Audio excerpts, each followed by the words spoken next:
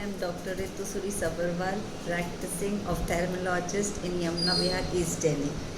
तो today I am going to talk about a very important issue.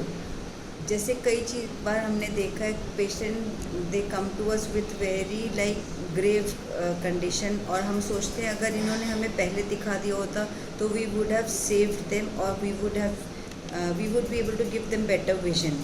सो इसके लिए आप सबको पता होना चाहिए कि हम अपना आई चेकअप कब कब कराएं. जैसे कई लोग चश्मे का नंबर चेक कराने ऑप्टोमेट्रिस्ट के पास चले जाते हैं, चश्मे की दुकानों पे. One should never do that. Always get your eyes check by an ophthalmologist. उससे आप ग्रेव बीमारियों से बच पाएंगे. तो एक मैं शॉर्ट में बताती हूँ कब कब आपको आई चेकअप कराना चाहिए. तो at the time of birth बच्चे का चेकअप होना चाहिए. कहीं उसको कंजेनाइटल कैटरैक्ट तो नहीं है. अगर होगा कंजेनाइटल कैटरैक्ट तो उसको जल्दी हम सर्जरी करके ठीक कर सकते हैं. और जो भी बच्चा प्री टर्म पैदा होता है उन सबको ROP का टेस्ट कराना चाहिए विद इन 1 मंथ.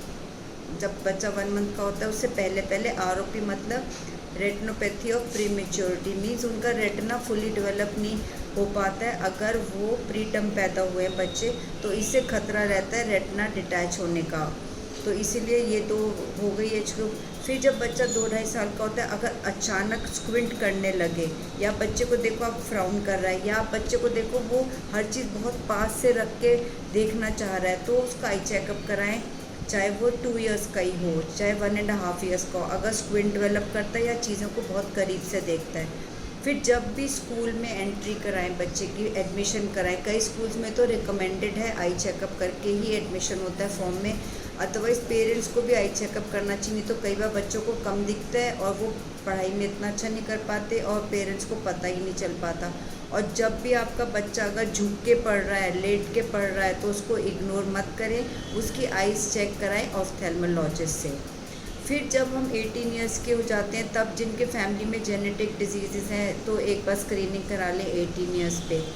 और जिनको डायबिटीज़ है हाइपरटेंशन है तो 40 इयर्स पे जब पास का नंबर लगता है तब भी चेक कराएं. और जिनकी फैमिली हिस्ट्री ऑफ ग्लूकोमा है तो वो 35 इयर्स और 40 के बीच में ज़रूर अपना रेगुलर चेकअप कराते रहें एवरी ईयरली. हाइपरटेंसिव्स को एंड डायबिटिक्स को एवरी ईयरली चेकअप कराना है देखने के लिए कोई रेटिना में कुछ बदलाव तो नहीं आ गया. क्योंकि रेटिना देख के कोई भी बदलाव बॉडी में आता है. रेटिना हमारी बॉडी की एक मिरर है. कोई भी बदलाव आने से हम सबसे पहले आई को देख के बता पाते हैं.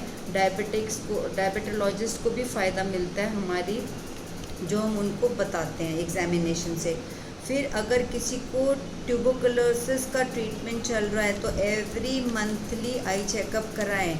नहीं तो क्या होता है किसी मेडिसिन से इथम्बिटॉल से टॉक्सिसिटी हो जाती है जिससे कि नर्व जो होते हैं ऑप्टिक नर्व बिल्कुल ख़त्म हो जाती है, विजन ख़त्म हो जाती है और पेशेंट बहुत लास्ट में पहुंचता है. तो हर ट्यूबरकुलोसिस का पेशेंट अपना मंथली आई चेकअप कराए. उसको ज़रा सा भी धुंधलापन दिखे तुरंत अपने ट्रीटिंग डॉक्टर के पास जाए, उन्हें बताए ताकि वो ड्रग स्टॉप करें.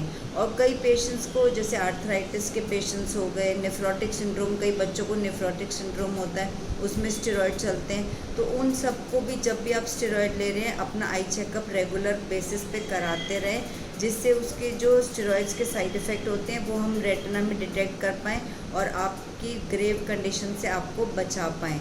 तो ये सब इसलिए. और ग्लूकोमा का पेशेंट को हर 6 मंथ्स पे अपना आई प्रेशर चेकअप अपना आई चेकअप कराना चाहिए.